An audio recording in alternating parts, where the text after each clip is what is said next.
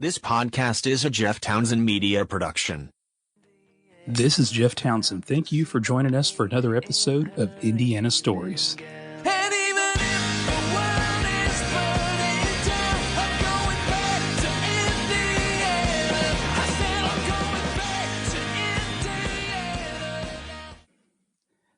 This is Jeff Townsend here, and welcome to another episode of Indiana Stories. I hope you've been enjoying the podcast so far, and I hope you're sharing it with others. I'm really enjoying learning more and more about the state of Indiana, and I hope you are as well. Today, we actually have Anya Kane and Kevin Greenlee from the Murder Sheet podcast on to talk about the very sad and tragic case in Delphi. I wanted to make sure that I highlighted this for awareness. So in this episode, we talk about the case itself and the events and everything that's happened thus far. And it was important to me to get this message out there. I think it can be solved. I think they're getting close. And I just want to make everybody aware of it. I know it's had a lot of media attention, so most people are probably, but there might be some people out there that haven't heard as much as others. So this will be a good conversation for you to listen to. And it is a sad Indiana story nevertheless, but I did want to make sure that I shared it. It means a lot to me personally. You know, a father, 3 beautiful daughters, and I definitely feel as if I have the platform to do so, I should share it. But before we jump into that, I do want to mention 3 supporters of this podcast. For the website itself, the best website builder I can suggest to you is podcastpage.io. You can make a beautiful website in like literally less than 5 minutes. It's great for podcasters. Heck, I'm even using it for content that is not podcast per se on the RSS feed. So I can't suggest it enough to you. Go to podcastpage.io. Podden.io, I'm using them to transcribe all this content. They're great, the most accurate I've ever used in my 15 years of podcasting. So if you need to transcribe some audio, I suggest Podden.io. Last but certainly not least, I'm recording this and all these interviews always on Boomcaster. Is the best it's the best recording studio on the web. I know a lot of people use Zoom because we use that for meetings and stuff, but truth be told, it's not really made for that. This is actually designed for content creators, so make sure you check out boomcaster.com. Back to the episode we're going to get into. Yeah, Kevin and Anya have done a great job with this podcast, The Murder Sheet. They've put in a lot of work and come up with a lot of information for this case. So I'm excited to share this conversation with you. I hope it is an informative one for you, and we're not going to waste any more time. Let's just go ahead and get into it. Well, I'm super excited for this conversation today on, I'm going to call it, because I bought the domain, Indiana Podcasts. I can't believe that was open, indianapodcast.com. Isn't that crazy?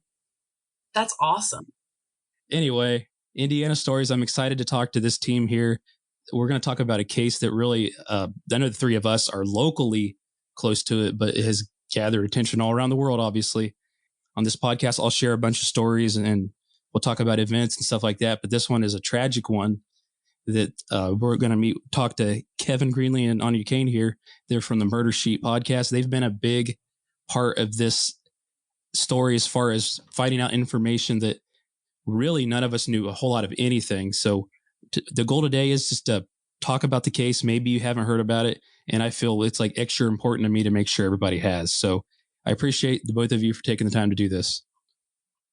Thanks for having us on, Jeff, and thanks for raising awareness about the case. Yeah, absolutely. Like I said, we're both, not more than 45 minutes away from the location where this happened. So it definitely hits it home. And I know it's been a big thing in the media, and you guys have done some stuff on different news channels and stuff, but you've done it for the right reason. I want to say journalistic, investigative approach, not necessarily like an entertainment approach per se. And I think that's also what you guys do sort of with your day jobs. Obviously, Kevin's involved in law, but I think that has made you guys better the way you've approached and handled this case. So I appreciate it. I guess you guys can kind of walk us through the day. I'll let you guys give the date and everything. I don't want to botch anything. I have too much respect for it. And the events of kind of what happened, like the drop off and everything that's tragic events happened that day. Yeah, certainly. So thanks so much. And thanks for having us on. This was back on February 13th, 2017, a Monday, that in the small city of Delphi, Indiana, in Carroll County, which is sort of in the more northern part of the state. Just kind of a sleepy little city. Never had seen any major news stories like this. There was a kind of a quirk of the school calendar that year, so the kids had that day off school. So on that day, Liberty German, who's 14, and Abigail Williams, who's 13. These are two girls who are very good friends. They've just had a sleepover, and so they're spending time together. And I think this is a story that a lot of people can relate to, because we've all been young. We've all been hanging out with our best friend and had a day off of school and just came out for sleepover. And, it's going to be a good day for them, so they think. And they decide at some point, basically, that they would like to go to the Monon High Bridge, which is sort of a trail system in and around Delphi of an abandoned railroad system that is actually kind of goes across the state, as I'm sure a lot of Hoosiers will know. You've seen the Monon High, sort of the Monon Trail, essentially. They just want to go and take pictures is what they're sort of saying. They get dropped off at the bridge by Libby's sister, Kelsey. This is in the afternoon, and they spend a bit of time walking along the trail. The plan is for Libby's father to pick them up, later in the afternoon. I do want to say this is a common thing. Like when we were younger, even our parents would drop us off at the movie theater or something. Like this is not teenage years, right? So this is not uncommon to just say, hey, because you're kind of at that age, especially on a trail, right? But I just wanted to point that out. Sorry to cut you off, but no, this is a common thing that happens. And I'm sure you guys were in the same boat as me. I was babysitting at that time in my life, right? So like you have a little bit of extra responsibility. You're sort of on your way to becoming a young adult. So I think it's totally natural. Yeah, I was often dropped off for the movies, like you said, or I'd be dropped off, hang out at the shopping mall for a few hours with my friends. It was very common, something you didn't really think about. And I'll note, one thing that's happened with this case is because there has been so long without information for years, people have really scrutinized the events of that day and very much sort of tried to maybe insinuate or maybe ask a lot of questions of the family. And I would just really remind everyone that, when you have something like this that's happening, you don't know what's going to be important until after a tragedy happens. Yeah. So like overly scrutinizing it or kind of implying things about the timeline, we just don't think is terribly helpful. And it's also offensive to people who lost two girls. But so to move forward, shortly after 2 p.m., we know from digital records that Libby and Abby are on the bridge, this very high, imposing railroad bridge that looks pretty solid in some of the photos when you're on it. But when you're near it, it's a terrifying structure. It's very, very high up in the air. I would never go on it because I'm terrified. There's big gaps and there's things broken, and you really have to watch where you're walking from a safety standpoint too. Yes, it's very imposing. I can understand teenagers sort of perhaps, maybe the risk assessment is different and it's a cool photo. But for me and I think for a lot of people, it's a pretty terrifying bridge. Shortly after 2 p.m., they are approached by somebody. Now there's some evidence that exists about this interaction that takes place. One is sort of an image or a series of images taken by Libby on her phone. And it basically shows a very blurry image of a man walking on the bridge. And it's not clear whether she knowingly filmed that, whether it was a background event of what happened or what. But we have this image of the person walking. It's very, very unclear. Can't really make out facial features or anything like that, but it's going to be very important later. And the other element of this is that they also record on the same phone the man's voice, seemingly a male voice saying, "Guys, down the hill." All of that is discovered later. For now, for all intents and purposes, for the girls' families when they don't meet with Libby's father later that afternoon, and for the town of Delphi, this is a missing persons case. It's not necessarily a homicide because, again, this is a town where, of course, there's crime just like everywhere else. But for the most part, you're not expecting the absolute worst. You're maybe thinking maybe one of the girls got injured and the other one's staying with her. It's a cold day. We need to find them, make sure everybody's okay. There's search parties that are going out. And things unfold from there. The following day, unfortunately, it's discovered that the worst did happen. Not only are both girls deceased, but they've been the victims of a homicide. And immediately, media is sort of descending on this case, because I think the idea of these two little girls going out for a walk and never coming back is horrifying, and people are interested in knowing what happened, who did this. Law enforcement pretty quickly put a lid on information about the case. It has never been revealed, for instance, how exactly the two girls were murdered. Right. And a lot of the details about the case and the investigation were kept very tight by law enforcement. And it's only been in the last year or so that some solid information has started to come out about who they were looking at and why, and who the girls might have met that day. And pretty quickly, though, law enforcement does release the images, and then later they just said a person of interest at first, right? They didn't come out and say, I don't know how long that was between. They said, this is a person of interest. The video that she had, it was a video, right? And they took this still image from the video. They didn't say right away, hey, this person is wanted for this crime. They just said, hey, this is a person of interest. That was their approach at first, right?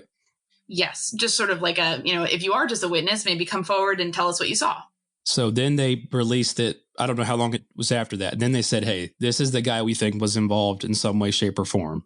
Yes. And a lot of the language by law enforcement throughout this process, I guess to put it mildly, leaves some room for interpretation throughout a lot of it. There's been some lack of clarity, I would say. And people read very heavily into everything law enforcement is putting out, and so the combination of that kind of is just gasoline to the match of speculation that then starts to really dominate the narrative in the case for the coming years, unfortunately. It leads us to try to connect the gaps. There's a happy middle place, in my opinion, where you definitely don't play your hands and share too much information. But if you don't share any, then you start to leave that spot where people are going to try to fill the gap. And I'll give an example of when they did give too much information. You talk about the Stephen Avery case. I don't know if you're familiar with that. The prosecutors, this is in Wisconsin, but the prosecutors come out the day they arrest him. They lay the whole story out to the press, the whole entire thing. Well, in the trial, you learn some of it. I'm not saying he's innocent or guilty, but some of it's not even possible. But they immediately released all the details that were given in a statement by the nephew. So this is the exact opposite of that, where they're not giving the public much at all. So originally, I'll say this. I'm thinking, in how many cases do you have where you have a picture of this individual? Is it a great picture? No. Going back to this time, cell phones weren't what they are today. But you got a picture of a person. You have a small community. I'm thinking they've got this. They've got a picture of the guy. They've got the guy's voice, which is incredible that she was able to record that. But it did not play out like in a normal scenario where you have a picture of a suspect. Yeah, I was in the same boat as you in the beginning. I remember actually reading about this and being horrified, this horrible case. And I have sisters who were sort of close in age, and talking with my mom about it, and her being like, oh my gosh, they need to get this guy. And I'm like, well, they have him on, via image and via voice. So I think, it's promising. And, here we are, unfortunately. And I think that's what drives a lot of interest. People say, if I look hard enough at this image, if I listen to this voice enough, something will happen, something will click. And I think that has driven a lot of interest, which is mostly good, I would say, because people deeply care about getting justice for Libby and Abby, although it can complicate things because, again, there can be a lot of speculation where we understand that the need to speculate to kind of try to fill in the gaps. We also think that sometimes it can go too far and just kind of get into rumor mongering. In this particular case, at first they talked about the person that owned the property that they found their bodies on. And then I'll let you guys go to that. But after that, there was a long period of time where you didn't hear anything. And that's where I think it happened, where you're talking about. We heard about this guy, they rule him out or whatever, or it seemed to be to the public that they did. And we go on this length of time that's pretty significant with no information. Right. I'll set some foreshadowing down. I'll say that, to about a little bit over a week after the murders, a house in Peru, Indiana, which is about like 40 minutes About away? 40 minutes. About 40 minutes away, a town nearby is raided by the FBI and other authorities. So that happens about a week after the murders. It was actually in the newspaper. It was in the Journal Courier, just a short little article, but the FBI agent interviewed in it basically says, we don't think these guys were, this guy that we just raided was not involved. Pretty definitive statement. So everyone moves on. And then take us maybe to March 2017 with the property owner. Well, first, let me note that house that was raided was lived in by a man named Kegan Kline, who we will talk more about a little bit later. Yeah. So about a month after this, in March of 2017, an agent from the FBI prepares a probable cause affidavit for a search.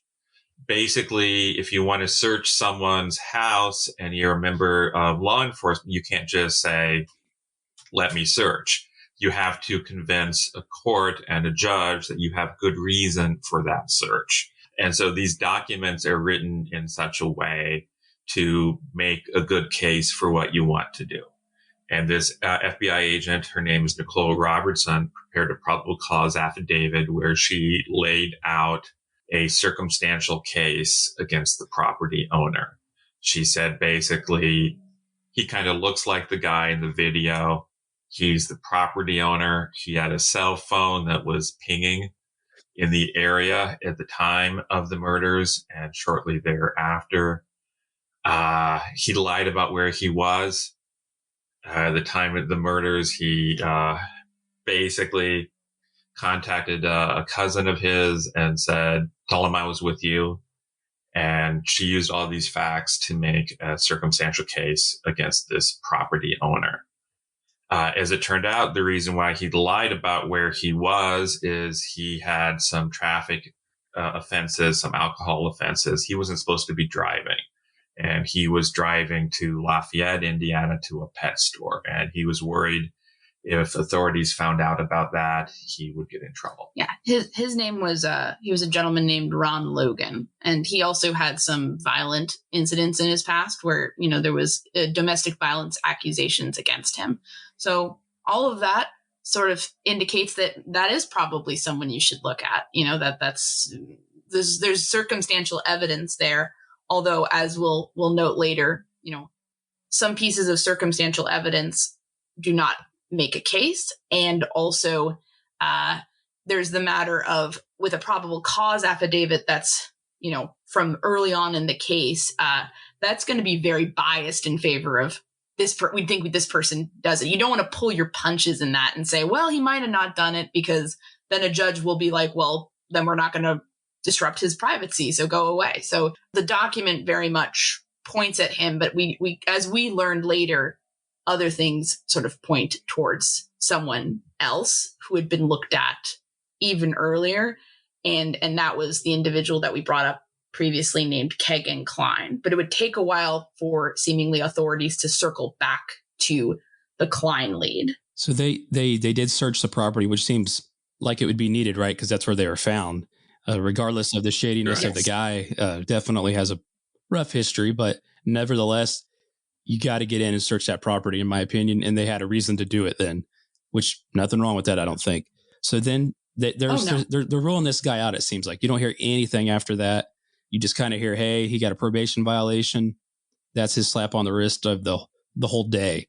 So along the way, there are a couple individuals that are brought up. One of them, and you know more than I do, was in Colorado, right? And he's from Indiana. Mm-hmm. And I know that stirred the pot a little bit, got people talking.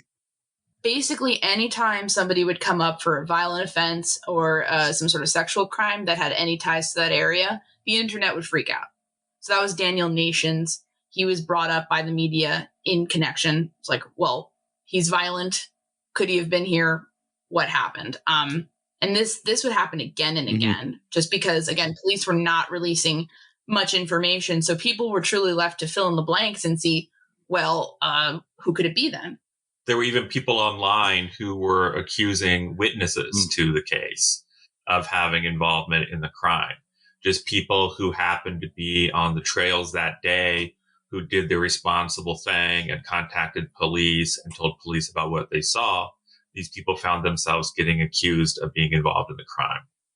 And that was something we found upsetting because we worried that sort of thing might discourage witnesses in other cases from coming forward. Like, do I want to come forward and put my name out there so a bunch of anonymous people on the internet can say that, well, maybe I did it. Maybe I'm a child murderer. And I think we can all agree that that's a pretty negative environment where people are just making pretty vile accusations without any sort of evidence or, counterbalance to that. In the meantime, this is a small community. It's trying to go about life as normal, knowing that this is lingering out there. Obviously, that puts fear in the community. And there goes a length of time before there's a new, I don't want to say break in the case, a shift of focus in the case.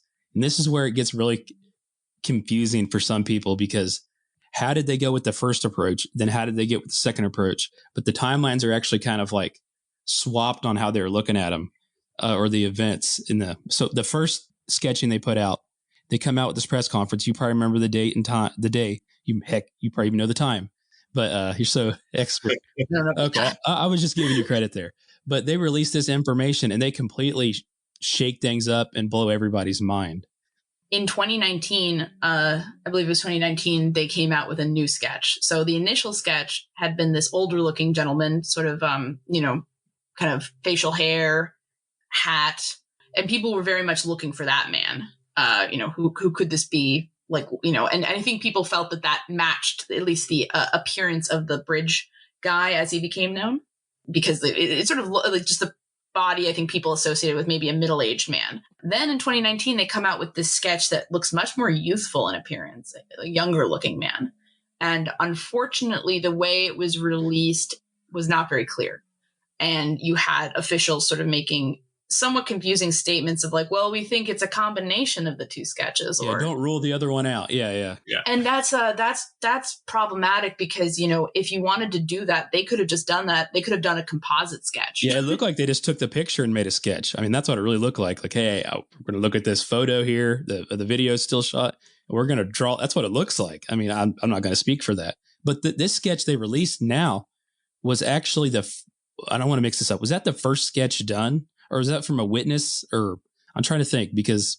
Yeah, the sketch done of the younger suspect was actually done before the sketch that was released first.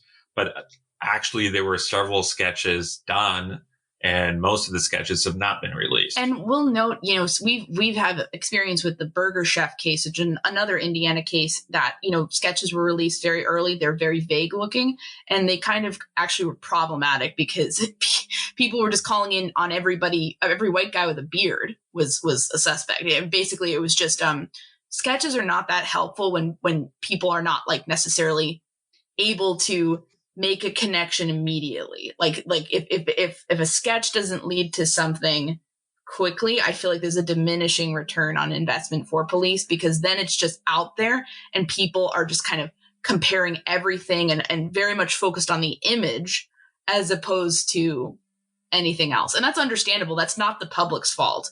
It's just and it's not necessarily police's fault. They have to kind of go with what they have, but it is an unfortunate development in our opinion. Like a sketch that isn't effective can be kind of harmful. And I think that caused a lot of problems in this case is our understanding, just because everyone's like looking at the sketch, then looking at the two sketches, and it just gets chaotic. Yeah, then you're just wasting your time at that point in time trying to compare the sketches. And not to mention, they even opened up the, I almost said genre. That's not correct. They opened up the possibilities of who this individual could be even more with that second one, right? They're like, hey, he maybe way younger than he looks, or they kind of like, you got even more information that made it even a bigger sea of fish, in my opinion.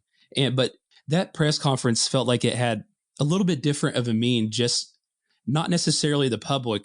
I thought Lieutenant Carter probably had a different mission also with that, as far as talking to the suspect.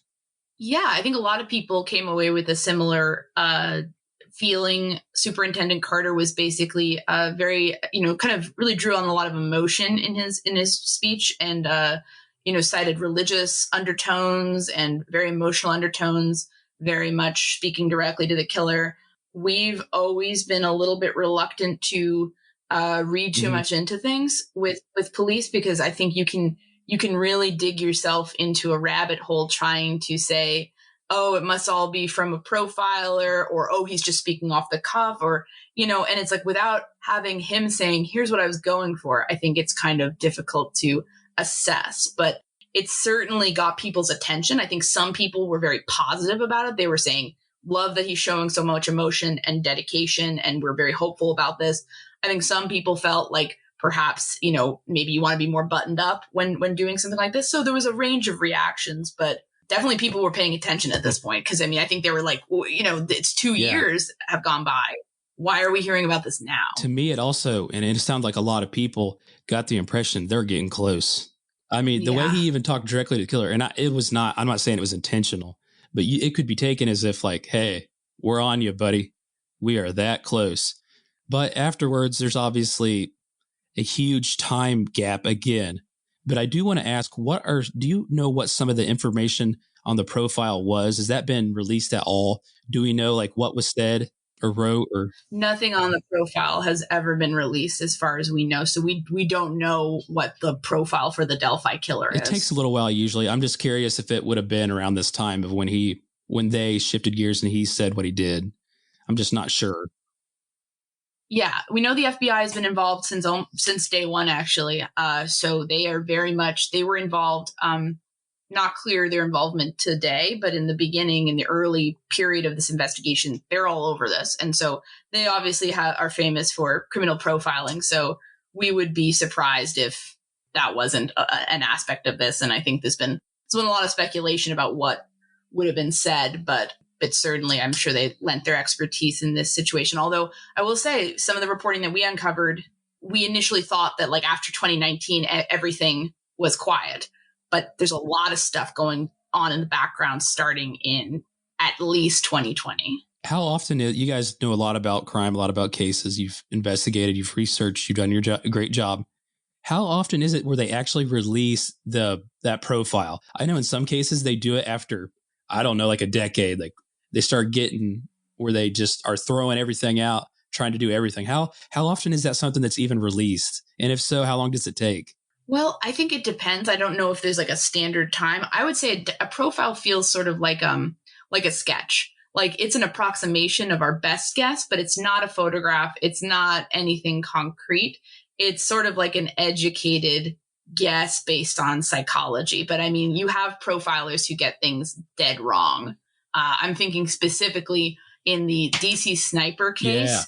Infamously saying we're looking for a white man, a disgruntled white man. And of course, the perpetrators were 2 black men. That wasn't helpful to release that, or that wasn't helpful to have law enforcement going off of that. I'm not sure if they released it publicly or not, but they don't want to give law enforcement a black eye by releasing anything too soon. And they also don't want to, if they're wrong, then that's giving a lot of comfort to the actual killer. So I think that's kind of like I think it can be a last resort, or like if it turns out to be right, then, releasing it and saying, yeah, we did a pretty good job. But I don't know the ins and outs of like what I think a lot of this is like, they don't want to release anything that could harm the case. And I imagine an incorrect profile would be pretty devastating. And it wouldn't necessarily give the public a ton to go off of, because we're looking for a violent, bad person. Yes, that makes sense. I think that's not that surprising. And also, I don't think they had the sense that this was necessarily a series of crimes from what we understand. So it's not like they necessarily wanted people making connections to other cases. But people were, though. Thank you for listening to this episode of Indiana Stories.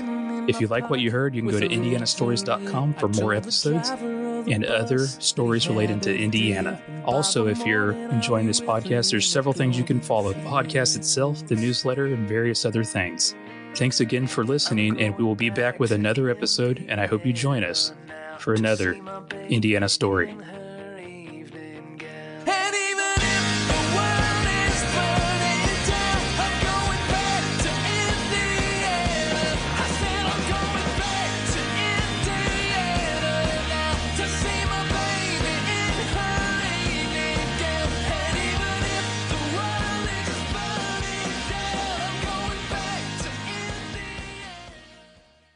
And the question is, do I stay here Will you be back?